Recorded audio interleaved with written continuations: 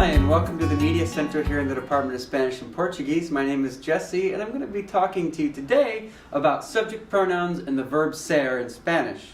We're going to talk a little bit first about the subject pronouns. So if you have your advanced organizer with you, you can fill this out as you go along. This material, just so you're aware, goes along with the material that you found in your textbook, Impresiones, as well as your SAM, your student activity manual, and also accompanies the video exercises and activities on the Gramática Viva that you should have a URL link on your Blackboard or your Canvas page. So first, let's talk a little bit about what exactly is a subject pronoun. A pronoun, as you may know, is a word that generally is used to replace another noun. So let me put up a little question here in English. Question, what does Miguel study? In this case, Miguel is the subject of the question. What does Miguel study? We're wanting to know about Miguel in this case. And so the response would look something like this. Especially if we're talking in complete sentences, actually the response would probably look something just like biology, right? What does Miguel study? Oh, biology. But in this case, what do we see here? We see one of our subject pronouns, he, replacing the word Miguel, or the subject Miguel, maybe to reduce redundancy, right? So this is very typical. This is also the case in Spanish, but one thing you'll notice different about this in Spanish is that often we don't use the subject pronoun in Spanish, but we'll get to that in a second. So let's take a look, first of all, what are our subject pronouns, starting with our English versions. Let me write them up here first. Simple enough. I, you, he, she, it, we, you, and they. We can divide these by singular and plural. First person, second person, third person. First person, second person, third person. This you, of course, is the infamous y'all in the south, or you guys in the north, or yous in Pennsylvania, etc. A lot of variety here. But let's see, what are the equivalents in Spanish? So how do we make these in Spanish? I is yo, and you can find these in your book or in your SAM manual. Also, if you go on to Gramática Viva in the chapter 1, capítulo 1, then they also talk about it there. You, tú, but in Spanish there are two forms of you. We have tú, but we also have usted.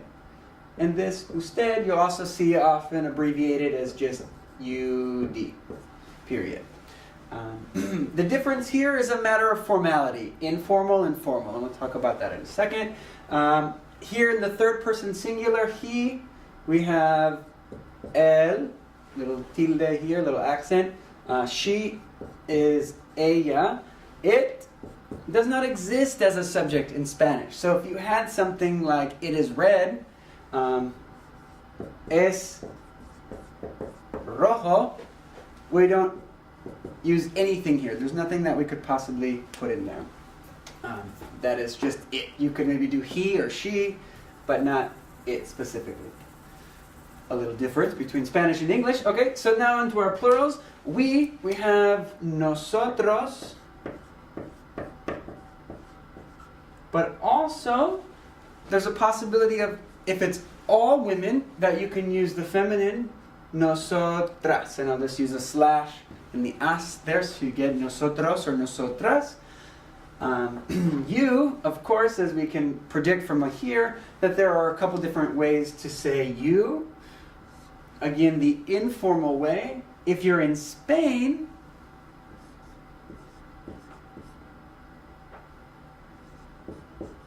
vosotros or vosotras, if it's all women in that group.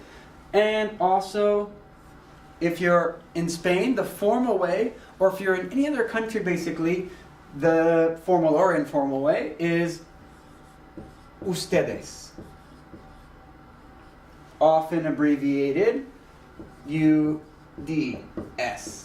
There, ustedes. So ustedes in Spain is the formal you all. Vosotros is the informal y'all. In any other country, like I said, we would just pretty much stick to ustedes for y'all, for you guys. And then they, the masculine, they is ellos, And then the feminine they, in the plural, is ellas. So these are our Spanish subject pronouns. They correspond pretty well to the English subject pronouns, but there are some differences. Let's look more specifically at the properties associated with these subject pronouns. We have 4 different properties that we can talk about a little bit here in section B: person, number, gender, and register. So let's start with person. What does the property of person talk about? We have 3 different persons. It can be first person, second person, or, as you may have guessed, third person. So first person refers to anything that involves yourself. You've probably talked a little bit about this before in English classes or maybe foreign language classes, but first person would be I or we, so yo or nosotros or nosotras. Second person involves you. It can be singular or plural. So we have 4 different versions of this: tú, usted, vosotros, and ustedes. And in some countries you have even another version of vos, but we won't talk about it right now. But it stands here as sort of an informal use of you.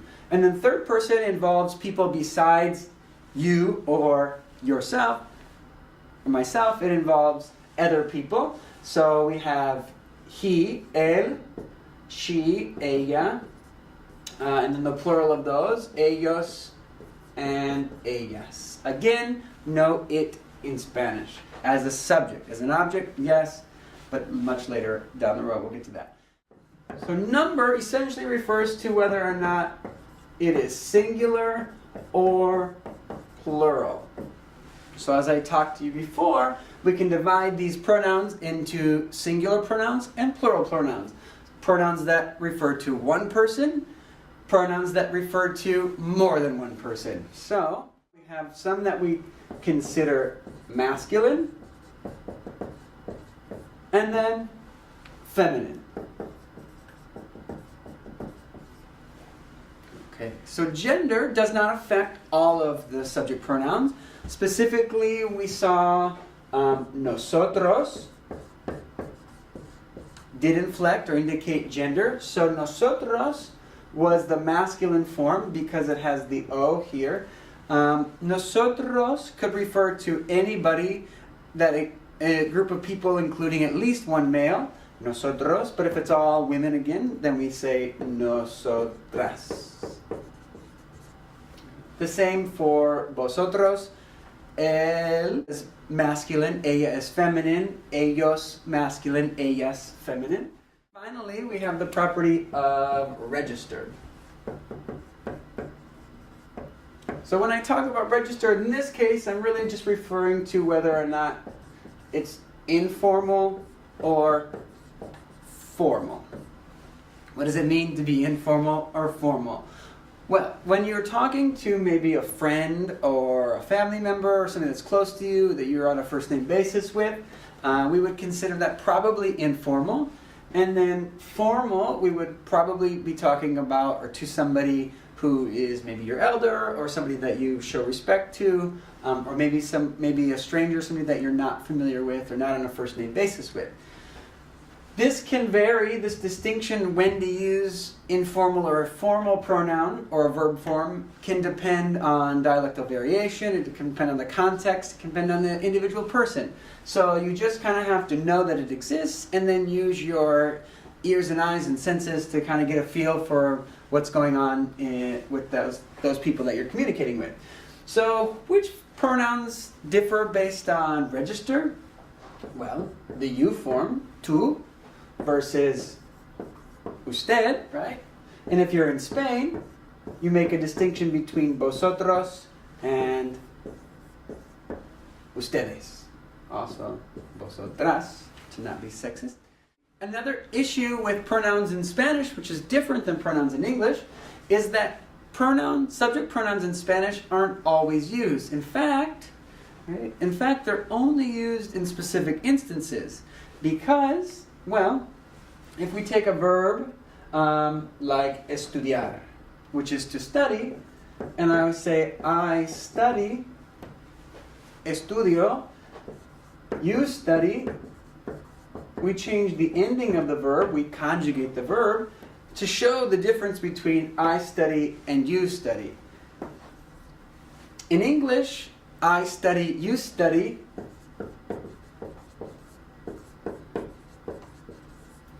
We don't see this distinction being made, and so therefore the subject pronouns with English are almost obligatory. Like I said, maybe if you're texting or something, you might drop your pronouns, but in general, they're included. But in Spanish, it's a little bit different. So when would you use a pronoun? One case when you might is to show contrast, or if you want to kind of emphasize something. So I give you an example here in your advanced organizer. Miguel y yo estudiamos lenguas modernas. Él estudia español, yo estudio portugués. So in this case, we've made the statement that Miguel and I study modern languages, but I want to contrast the fact that he studies Spanish, but I study Portuguese. Or maybe you even hear in my intonation, I could be making an emphasis there as well, that he does this, but I do this. Ambiguity is another reason that you may need to include a subject pronoun. Like we said before, the usted form of a verb, as well as the él and ella forms, the second person and the third person, second person formal and third person are the same verb endings. Same thing in the plural. So for estudiar, like before, okay, it's going to be the same verb form, estudia and estudian. So we may not always be able to tell exactly who we're referring to, so we have to clarify with the subject pronoun. So the example, another possibility for using subject pronouns in Spanish, another discourse function is to show politeness.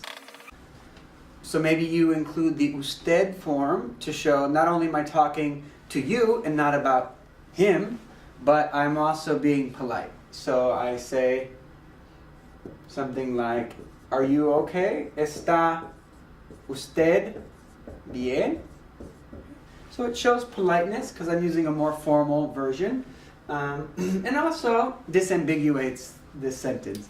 That's also really important in varieties of Spanish that drop their S's. You'll notice as you learn more about Spanish that some varieties drop S's or sort of weaken them. They sound almost like H's or just aren't there at all. So a verb like estás, sometimes you hardly, if at all, can hear this S. So it does need to be used, the usted, to show that I am actually being polite. And that I'm not using the to form, because there may not be any pronunciation distinction between está and está, depending on the regional variety that you're speaking or listening to. Okay, so moving on from subject pronouns, let's take this concept and see how to form a verb. We're going to look at the verb ser, the verb to be. You'll notice that the verb to be in English, okay, it was one verb to be, but in Spanish there are two verbs to be. We're going to look at the verb ser for now. So how do you form a verb? Well, in Spanish you'll notice, like I said before with estudiar, that verbs have different conjugations, different forms, depending on who the subject of that verb is. So let's go ahead and put up our subject pronouns once again.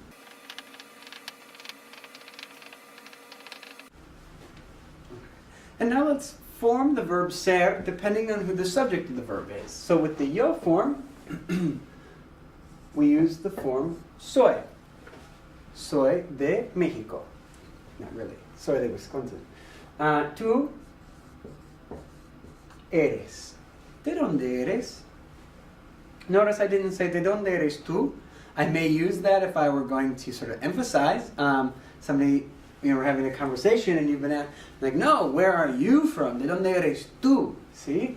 Usted, also the you form, but remember that these two go together in form, so it's es.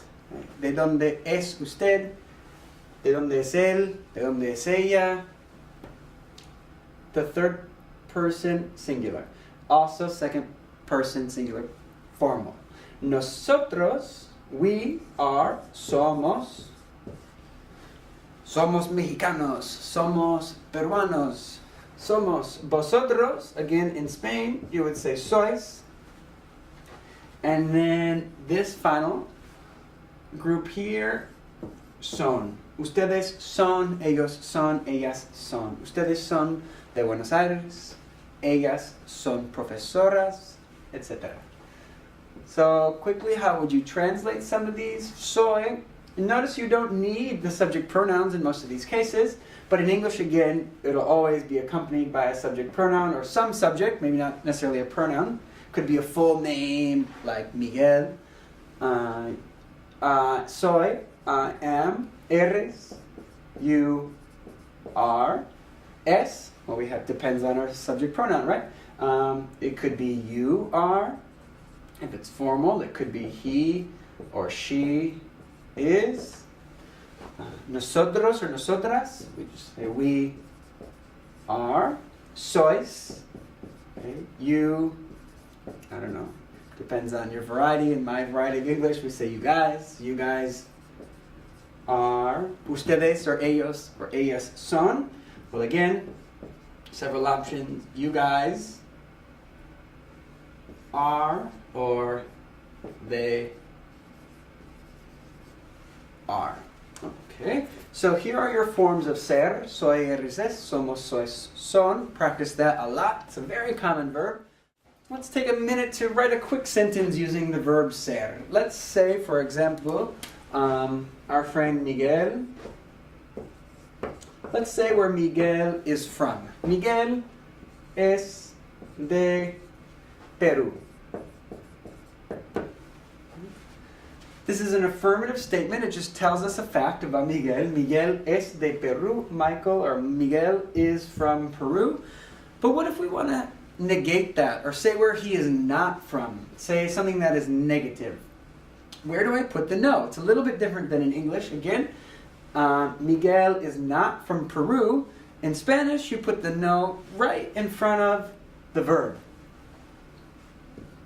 Miguel no es de Panamá, por ejemplo. If these were continuous thoughts, would I be likely to repeat the word Miguel? No. Let's say we make that a semicolon. Would I be likely to put in a subject pronoun? Miguel es de Perú, él no es de Panamá.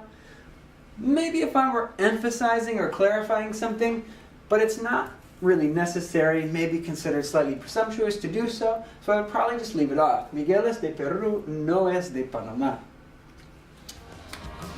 So that's basically it for now for the verb ser and using it in affirmative and negative contexts as well as all your subject pronouns. So we'll leave it at that. Ciao.